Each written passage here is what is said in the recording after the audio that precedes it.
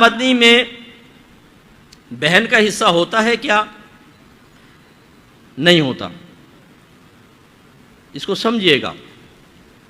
ماں باپ کا حصہ بھی اولاد کی آمدنی میں اس وقت ہوتا ہے، وجوبی اعتبار سے کہہ رہا ہوں کہ واجب ہوتا ہے، جب وہ محتاج ہو، ان کے پاس ذرائع آمدنی نہ ہو، رہائش نہ ہو، کھانا پینا اپنا نہیں کر سکتے، لباس نہیں. اس کو نان نفقہ کہتے ہیں. رہائش، کھانا پینا، لباس، یہ نان نفقہ اس کو کہتے ہیں شرعی اصطلاح میں. تو بچوں پر نان نفقہ ماں باپ کا اس وقت واجب ہوتا ہے جب وہ محتاج. اگر ماں باپ کی اپنی پراپرٹی ہے، ان کی پینشن وغیرہ آتی ہے، تو اولاد کو ماں باپ کو دینا واجب نہیں ہے. میں واجب کی بات کر رہا ہوں. ہاں مستحب ہے، افضل ہے، ماں باپ کی خدمت کریں اگر آپ دے سکتے ہیں، دعائیں لیں، ان کی دعائیں سمیٹیں، بہت اچھی بات ہے، منع نہیں کر رہا ہوں. لیکن میں وجوب اور عدم وجوب بتا رہا ہوں.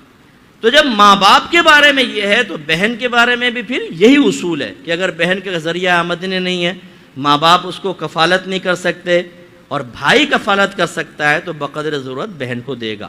لیکن ایسا نہیں ہے کہ بہن یہ کہے تمہاری سیلری پہ میرا بھی حق ہے، اور بیوی کہے کہ تمہاری مجھے پاکٹ منی دینا تم پر واجب ہے. یہ غلط چیزیں ہوتی ہیں.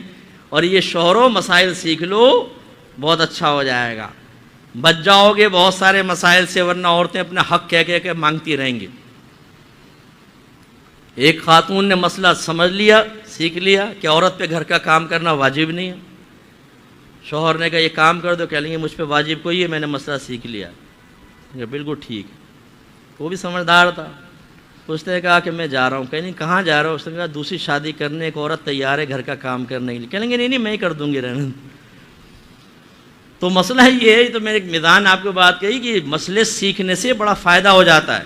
نہ آپ زیادتی کریں گے، نہ کسی کا حق سلب کریں گے. یہ سیکھیے آپ. ٹھیک ہے. وہ کھجور کی گٹلی پھینک سکتے ہیں، اگرچہ اگر ادب احترام کرنا ہو تو پھر تو ہر چیز کا ادب احترام اچھی چیز ہے، کوئی برائی نہیں ہے. لیکن یہ کوئی ایسا ادب نہیں ہے کہ اگر اس کے خلاف کریں گے تو گناہ گار ہو جائیں گے. اچھا. تو اس طرح کی جو چیزیں ہوں وہ اپنی ذات کے ساتھ محدود رکھنی چاہیے. اس کو عشق اور محبت کا معیار نہ بنائیں کہ کسی نے اجوا کھجور کی گٹلی پھینکی، آپ نے کہا تم بڑے بے ادب آدمی ہو. نہیں، آپ کریں یہ ادب ضرور ہے، لیکن اس کے خلاف کرنا بے ادبی نہیں ہے. صحابہ کرام مدینے سے باہر جاتے رہے، جہاد پر جاتے تھے، مدینے کی کھجوریں لے کے جاتے تھے، کھاتے تھے، گٹلیاں پھینکتے تھے. ہم نے وہ بھی دیکھا گٹلی کے اوپر جو چھلکا ہوتا ہے اس کا بھی کبھی تعظیم وغیرہ کا کچھ. بہرحال وہ تو بات وہی ہے کہ آپ اپنی ذات کے ساتھ اس تعظیم کو محدود رکھ کے جتنا زیادہ کریں. امام مالک رحمۃ اللہ علیہ مدینہ شریف میں جوتے نہیں پہنتے تھے، ان کا ادب تھا. لیکن کثیر صحابہ کے سے ثابت ہے کہ وہ تو نالین پہنا کرتے تھے.